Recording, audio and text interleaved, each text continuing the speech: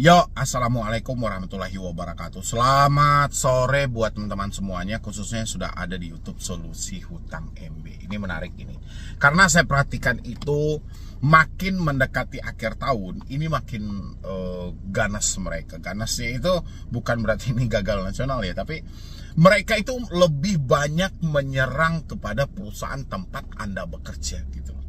Ini yang paling terbanyak, Tadi aja saya laporan katanya apa tadi itu? Ini dari Bantu Saku katanya kan. Dan habis itu ada juga lagi hutang dia ini dari tahun 2021. Dia mencicil sampai 2022. 2022 dia gagal bayar gitu loh. 2024 DC-nya datang juga ke kantor dia untuk melakukan penagihan. Dia menyampaikan, saya sudah tidak mampu. Tapi si DC-nya bilang, oh udahlah Pak, cicil aja 500.000 sebulan, tapi dengan nominal yang sangat luar biasa. Hutang awalnya cuma 10 juta gitu loh, dan habis itu dia sudah mencicil selama 1 tahun, ya kan? Tapi sudahlah, namanya pinjol. Oke, saya mau ngasih masukan buat teman-teman semuanya, tapi saya baca dulu ini ya. Ini soal pinjol Pak Medi, izin konsul. Galbay penagihannya udah masuk ke medsos lewat Instagram perusahaan. Oke. Bahkan sudah email direktur saya, mohon pencerahannya. Pak Medi, saya ada pinjam di Bantu Saku. Dia telepon ke tempat kerja saya berkali-kali, lalu dimintalah nomor HP orang itu.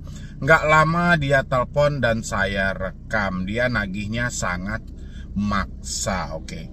Ketika dia menagih dengan kata-kata yang memaksa, dia ada nggak menyebutkan nama aplikasi dari Bantu Saku? Karena pinjol-pinjol legal itu sangat licik loh, licik banget mereka gitu loh. Mereka itu menagih, memaksa, mengancam, tapi mereka tidak menyematkan nama aplikasi. Jadi sulitnya itu di sana. Padahal kita ini kan sebenarnya nggak punya akses ya untuk menyelidiki satu nomor itu. Harusnya ketika kita melapor kepada otoritas jasa keuangan, itu OJK bisa, karena OJK mempunyai fasilitas atau akses untuk mengetahui ini nomor benar nggak sesuai yang dilaporkan. Tapi kenyataan yang terjadi adalah OJK tidak mau tahu dalam hal itu ya. Walaupun sudah ada aturan dalam POJK itu kan sudah lengkap sebenarnya, itu sudah lengkap, tapi sayangnya kita harus komplain kemana gitu loh. Kita harus melapor kemana? Melapor ke OJK. Nggak ada tanggapan sama sekali. Padahal OJK menyampaikan, dilarang melakukan penagihan dengan cara ancaman yang sifatnya mempermalukan. Salah satu contohnya, melakukan penagihan di luar dari si konsumennya, ya kan? Atau sengaja menyebarluaskan informasi hutang piutang dari si konsumennya. Kalau dia sudah menghubungi ke perusahaan, ya berarti aturan yang dilarang ini sudah dilanggar gitu loh. Tapi kita mau lapor kemana? Itulah yang disebut OJK tidak ada berfungsi sama sekali. Dan saya harap buat teman-teman semuanya, sebelum hal ini makin parah, kita kan nggak mungkin juga tuh kan menutupi selamanya hal-hal ini, sementara mereka berusaha menyerang di mana tempat kita mencari rezeki gitu loh. Ya, padahal imbasnya ke perusahaan mereka sendiri. Kalau sempat si debitur ini dikeluarkan dari perusahaan atau si debitur ini dipecat dari perusahaan, si pinjolnya akan merugi total gitu loh. Si debitur mendapatkan dana dari mana lagi coba? Karena satu-satunya sumber rezeki dia ada di sini gitu loh. Ya, itu tidak dipikirkan oleh si pinjol, karena dia lebih melakukan penekanan aja sebenarnya. Jadi saya sarankan buat teman-teman hari ini, dimanapun pinjolnya, kalau dia sudah mengganggu tempat perusahaan Anda atau tempat Anda bekerja, alangkah baiknya Anda langsung menghadap aja sama siapa yang paling bertanggung jawab di perusahaan Anda itu. Anda langsung menghadap dan Anda ceritakan apa adanya gitu loh. Ya, walaupun terkadang ada beberapa perusahaan yang tidak membolehkan karyawannya membawa urusan pribadi sampai ke perusahaan. Tapi dengan Anda menghadap langsung, jujur dan terbuka, jelaskan apa adanya, saya rasa dari petinggi-petinggi perusahaan pasti akan memaklumi dan pasti akan mencarikan jalan yang terbaik untuk penyelesaian hal itu gitu loh.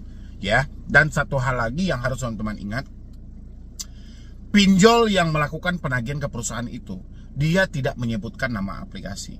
Jadi bongkarlah kedok mereka yang selama ini mereka hanya melakukan caci maki ancaman, tapi mereka tidak menjelaskan mereka ini dari mana, aplikasi apa gitu loh. Mereka tidak menjelaskan gitu loh. Inilah PR teman-teman semuanya untuk membongkar hal itu. Dan ketika Anda ingin membongkar hal itu, coba didokumentasikan dan direkam juga biar kita ada bukti. Karena kalau kita tidak ada bukti sama sekali, sulit untuk kita mendapatkan keadilannya nanti. Ya, jadi kalau Anda sudah mendapatkan bukti, kita bisa memviralkan. Begitu kasusnya viral, Anda akan mendapatkan solusi. Karena no viral, no solusi loh. Jadi percuma kalau kita hanya menyampaikan, dia menelpon nih bang, dia menelpon dan ini segala macam gitu loh. Buktinya mana gitu loh. Ya kan, kita berasumsi, ini dari pinjol ini dari pinjol ini. Iya, buktinya mana? OJK selalu seperti itu, buktinya mana? KAFPI pun juga seperti itu, buktinya mana gitu. Ketika Anda tidak bisa membuktikan bahwa itu dari aplikasi yang Anda sampaikan, mereka nepis. Wah, itu bukan aplikasi itu ilegal itu. Ya, kalau enggak pun mereka menjawab seperti itu dari OJK atau FPI, paling Anda dilempar ke aplikasinya masing-masing. Ya, pertanyaannya apa mungkin aplikasi mau menjelekkan nama perusahaan dia sendiri? Kan nggak mungkin gitu loh. Kadang itulah nggak nyambungnya dengan otoritas jasa keuangan. Jadi saya harap teman-teman yang hari ini masih dihubungi oleh pinjol-pinjol kepada pihak perusahaan Anda, tempat Anda bekerja, saran saya pertama, menghadaplah dengan atasan Anda dan jelaskanlah apa yang sedang terjadi. Dan habis itu kumpulkanlah bukti sebanyak-banyaknya untuk kita menyatakan tidak lagi melanjutkan pembayaran di aplikasi itu. Karena dia sendiri yang melanggar aturan itu. Ya. Tidak ada perjanjian bahwasannya kita akan dihubungi sampai ke perusahaan. Ya, itu kan sudah mempermalukan gitu loh. Sementara dia dilarang melakukan intimidasi yang sifatnya mempermalukan, pengancaman dan segala macam. Ada aturannya gitu loh. Tapi ya kita tahu ya kan, namanya pinjaman online, mana peduli dia aturan. Pinjaman online itu yang dia peduli itu keuntungan. Makanya dari kita itu selalu dimanfaatkan dengan ketakutan-ketakutan yang kita alami ya. Oke ya teman-teman semuanya ya. Mana tahu teman-teman juga mengalami hal yang sama, sampai sekarang masih dihubungi juga. Dan saya harap Anda tidak perlu khawatir. Jadi daripada kita capek-capek setiap saat bersembunyi di sini, capek kan? Mendingan langsung menghadap aja. Ya kita sampaikanlah, mohon maaf atas ketidaknyamanan kita, mungkin urusan pribadi kita sudah merembes ke perusahaan dan segala macam gitu loh. Ya, itu ya buat teman-teman semuanya. Dan kita lanjut lagi. Ini ada lagi, bang saya ada hutang di Tunaiku 10 juta di tahun 2021. Sudah nyicil selama 5 kali. Total per bulan 1.050.000. 5 kali 1 juta 5 juta, 5 juta 250 ya. Nah, pas 2022 tidak bayar. Lalu di 2024 datanglah DC ke kantor. Dan saya sekarang harus bayar sebesar 18 juta padahal sudah diinfokan tidak ada kemampuan untuk membayar. Tapi sekarang disuruh cicil 500 sampai 18 juta. Kasih solusinya gimana? Sekarang DC-nya mempermalukan di kantor saya. Oke. Selalu orang-orang menyampaikan seperti itu ya. DC mempermalukan di kantor saya. Ketika dia mempermalukan, mana bukti dokumentasinya gitu loh. Kalau memang seperti itu, ada nggak bukti-bukti yang mengarah ke sana? Anda laporkan. Itu nggak wajar walaupun Anda berhutang, tapi nggak boleh Anda dipermalukan. Ya, kan itu harapan kita kepada Bapak Prabowo. Kalau bisa pinjol-pinjol ini dihapus semuanya. Jangan dibiarkan lagi karena mempermalukan gitu loh. OJK hanya diam, OJK itu dibubarkan. Jangan lagi dia ngurus-ngurus urusan pinjol ini. Karena nggak becus juga mereka ngurus urusan pinjol ini. Mereka nggak tahu sebenarnya gitu loh. Ya kan? Nggak tahu dan tidak mau tahu. Habis itu di sini lagi hutang 10 juta, oke. Sudah dibayar 5.250.000, berarti tersisa 4.750.000. Ya, saya tidak tahu juga nih 10 juta ini apakah hutang yang harus dibayar atau hutang yang kamu terima, kan kita nggak tahu ya. Oke. Berarti sisa pokok ada sekitaran 4.750.000. Sekarang kamu ditagih sebesar 18 juta, nggak usah bayar. Nggak usah bayar. Ya, udah disampaikan jelas-jelas. Tidak ada pinjol bunga, denda, biaya layanan melebihi dari 100%. Ya. Sekarang mereka ambilnya nominal dari mana? Dari total 10 juta kah mereka ambil atau dari total 4.750.000 tadi? Harusnya kan dari sisa hutang yang ada. Kalau mereka mengambil dari nominal 10 juta sekarang menjadi 18 juta, oke, belum mencapai 100%. Ya, karena 100% dari 10 juta itu kalau dia dilipat 2 menjadi 20 juta. Ya, tapi karena kamu sudah membayar sebanyak 5 kali, ini harus diperhitungkan. Makanya saya bilang, jangan pernah mau, kalaupun ada DC yang datang ke tempat Anda, dia meminta Anda untuk mencicil 500.000, sampaikan ke mereka, tidak ada orang yang segila itu bro, sampaikan kayak gitu. Ya, sekarang Anda bekerja di bawah naungan perusahaan, saya tidak berurusan dengan Anda sebenarnya, saya tidak meminjam duit Anda, tapi karena Anda bekerja dari perusahaan itu, sampaikan ke perusahaan Anda, saya tidak mampu lagi bayar, kalaupun ada resikonya nanti saya akan tampung resiko itu. Dengan tegas teman-teman menyampaikan, bukan berarti Anda ikuti drama-drama yang ada.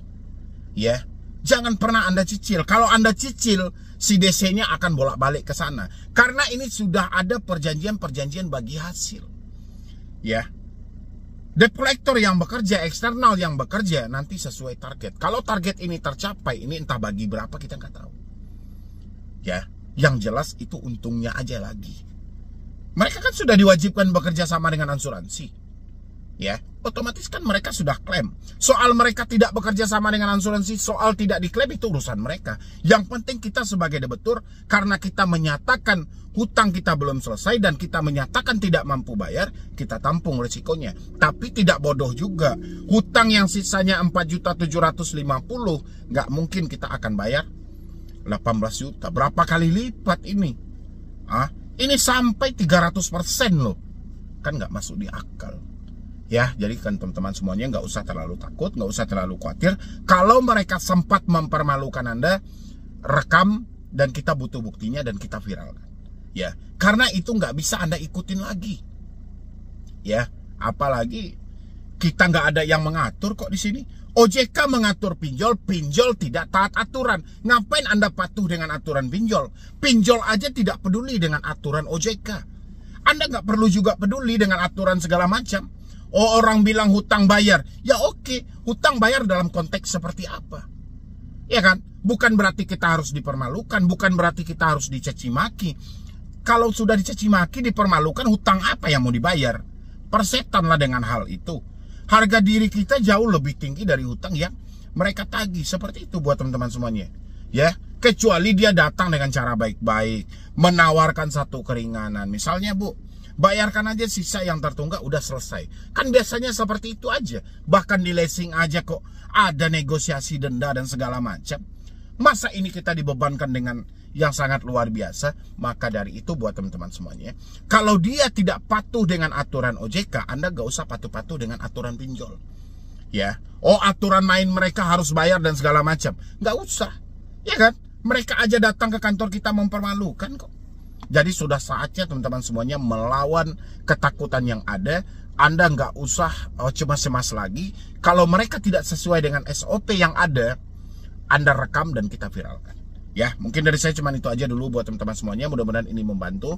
Jangan ada yang ketakutan lagi mendekati akhir tahun, walaupun serangan mereka kepada perusahaan pinjol itu sendiri. Dan kita berharap ada perpanjangan tangan dari Bapak Presiden Prabowo untuk menghentikan segala tindakan-tindakan intimidasi dan pengancaman yang dilakukan pinjaman online terhadap rakyat Indonesia.